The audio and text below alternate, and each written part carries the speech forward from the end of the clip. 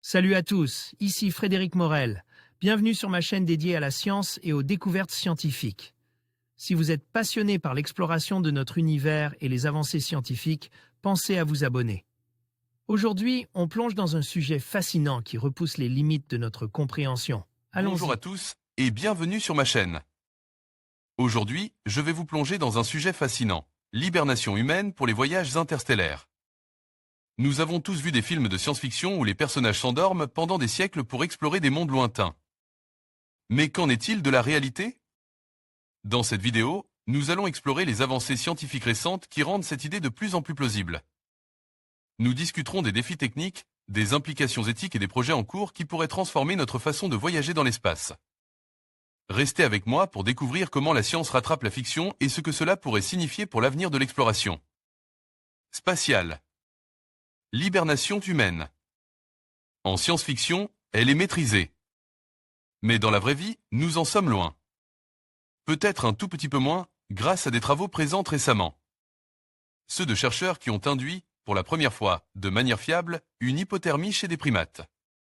En science-fiction, c'est monnaie courante. Pour permettre à des humains de survivre à de longs voyages interstellaires, ils sont placés en état d'hibernation.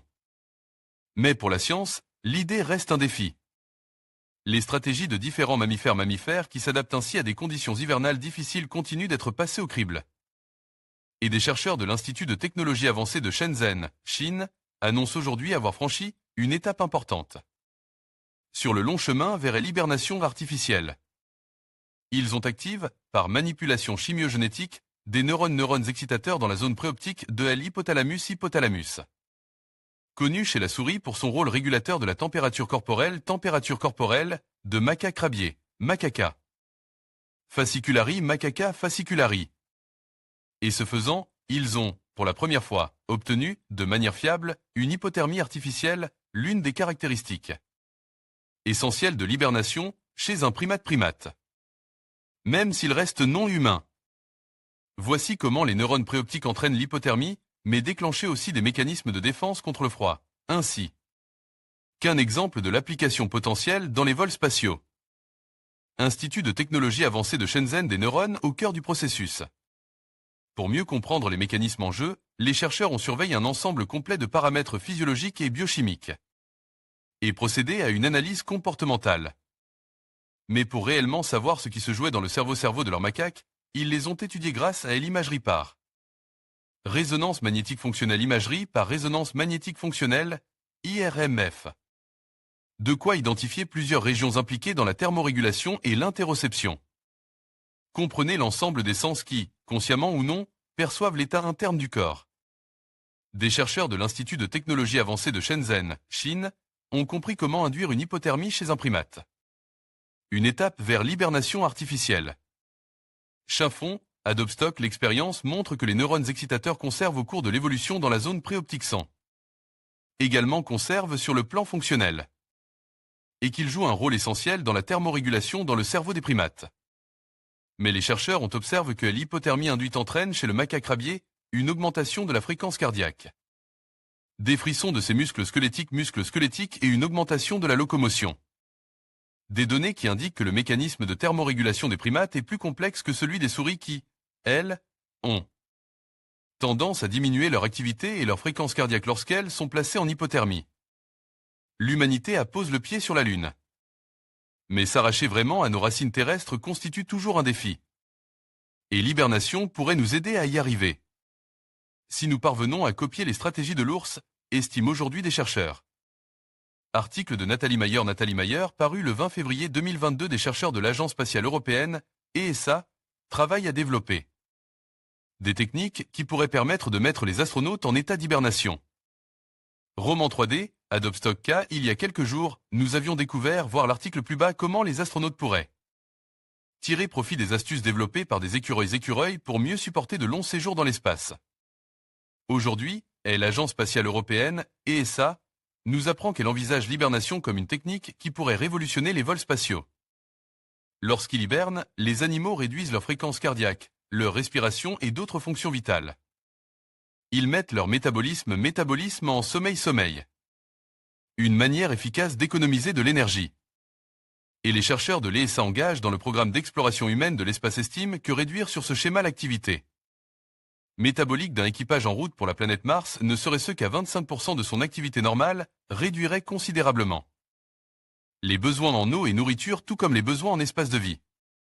Les chercheurs avancent même que cette forme d'hibernation aiderait à limiter l'ennui, le sentiment de solitude, le stress. Et ainsi les niveaux d'agressivité liés au confinement dans un engin spatial. Des questions qui se posent nécessairement lorsqu'il s'agit d'embarquer un équipage pour un voyage de plusieurs années, loin de la Terre et vers une planète hostile. Les travaux menés par les chercheurs sur l'hibernation appliquée aux astronautes sur le modèle de l'ours pourraient bénéficier à des malades sur Terre qui nécessitent des interventions chirurgicales lourdes et longues. Robert Lupano, Adopstock, le modèle de l'ours. David Expert, les tardigrades, les grenouilles ou les reptiles sont des champions de l'hibernation. Mais l'ours pourrait bien représenter le meilleur modèle s'il s'agit d'adapter la technique aux humains. Car sa masse corporelle est plus proche de la nôtre que celle des petits animaux cités plus haut. Et qu'il a pour habitude de ne faire descendre sa température corporelle que de quelques degrés. Une habitude considérée plus sûre pour nous. Ainsi, comme le font les ours, les chercheurs encourageraient les astronautes à faire des réservés de graisse avant de se plonger en hibernation. Et, contrairement à ce qu'il peut se passer lorsqu'un humain reste 6 mois dans son lit, les scientifiques estiment que l'hibernation prévient l'atrophie musculaire et osseuse et protégée contre les lésions tissulaires.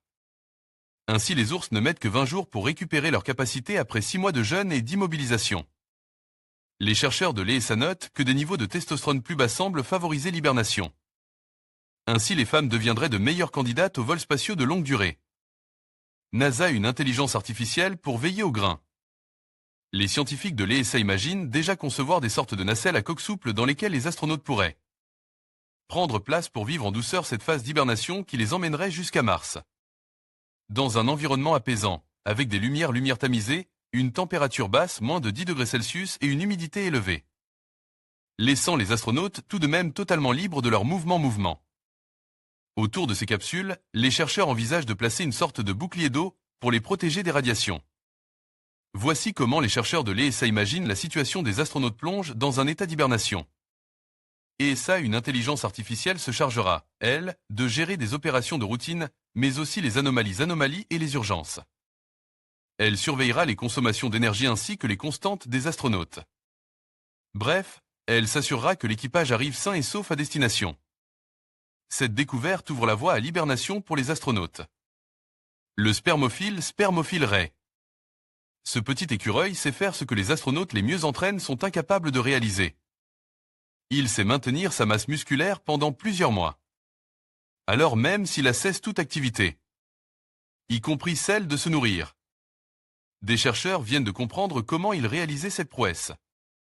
Article de Nathalie Mayer paru le 31 janvier 2022. Des microbes présents dans l'intestin du spermophile lui permettent de recycler l'azote urèque pour éviter l'atrophie musculaire pendant les longs mois d'hibernation. B.G. Smith, Adopstock, le spermophile Ray. C'est un petit écureuil tout mignon. Il vit en Amérique du Nord. Et pour lui, l'hibernation, c'est sacre. Dès le début de l'automne, il s'endort. Pour ne se réveiller qu'à la fin du printemps. Il passe ainsi près de la moitié de l'année sans boire ni manger. Même s'il arrive à ralentir son métabolisme jusqu'à 99%, il perd tout de même dans l'aventure la moitié de son poids. Les chercheurs se sont longtemps demandé comment, dans ces conditions, le spermophile Ray réussissait à maintenir sa musculature. Afin d'être pleinement d'attaque dès la sortie de son hibernation. La curiosité du scientifique. Mais aussi avec en tête l'idée de proposer de nouvelles solutions aux personnes souffrant de troubles musculaires. Ou aux astronautes amenés à effectuer des séjours prolongés dans l'espace. Car c'est connu, un animal, y compris un humain, qui ne fait pas d'exercice voit ses muscles, mais aussi ses os, s'atrophier et perdre de la masse et de la fonction. Car le corps décompose alors les protéines musculaires en un ammonium lui-même concentre ensuite en urée. Une urée qui finit par être excrétée sous forme d'urine. Les animaux qui n'ingèrent aucune protéine pendant leur hibernation doivent trouver un autre moyen d'offrir à leurs muscles ce dont ils ont besoin pour soutenir leur fonction. Et dans le cas particulier des spermophiles Ray, se réveiller prêt pour la saison des amours et les efforts qu'elle demande. C'est justement l'un de ces moyens qu'une équipe internationale de chercheurs vient de détailler. Au-delà de l'espace, une nouvelle piste thérapeutique. Ils ont injecté de l'urée enrichi des isotopes de carbone-carbone, 13C, et de tel azote-azote, 15N, traquables dans le sang de spermophiles durant l'été puis au début et à la fin de leur hibernation. Pourquoi de l'urée?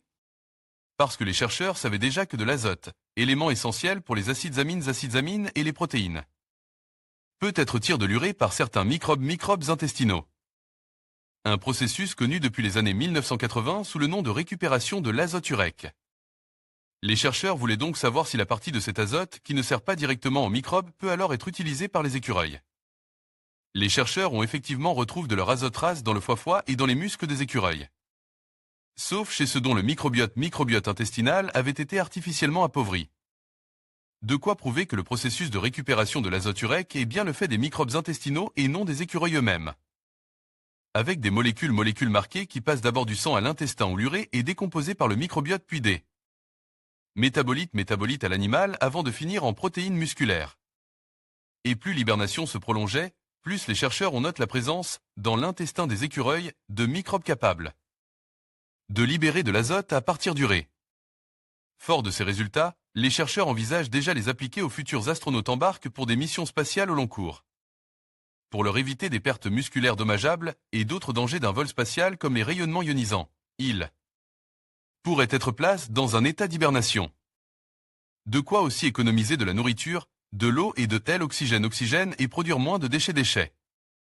Ces travaux pourraient aussi ouvrir de nouvelles voies thérapeutiques pour ceux qui souffrent de sarcopenie liée à l'âge ou de malnutrition protéique. Car les chercheurs estiment depuis les années 1990 que les mécanismes de récupération de l'azote dans l'urée sont fonctionnels chez les hommes. Une nouvelle situation dans laquelle une intervention ciblée sur le microbiote pourrait permettre de se sortir de quelques impasses. Même s'il faudra encore du travail pour traduire le mécanisme naturel mis en œuvre par les spermophiles en thérapie. Efficace et sûr pour les humains. En conclusion, l'hibernation humaine pour les voyages interstellaires, autrefois reléguée au domaine de la science-fiction, commence à devenir une réalité tangible. Les avancées scientifiques et technologiques ouvrent la voie à des possibilités fascinantes pour l'exploration de l'univers. Bien que de nombreux défis demeurent, les recherches en cours nous rapprochent chaque jour un peu plus de ce rêve audacieux. L'avenir des voyages interstellaires pourrait bien dépendre de notre capacité à maîtriser cette technique, transformant ainsi notre compréhension du voyage dans l'espace et du temps. Restez curieux et continuez à explorer les frontières de la science.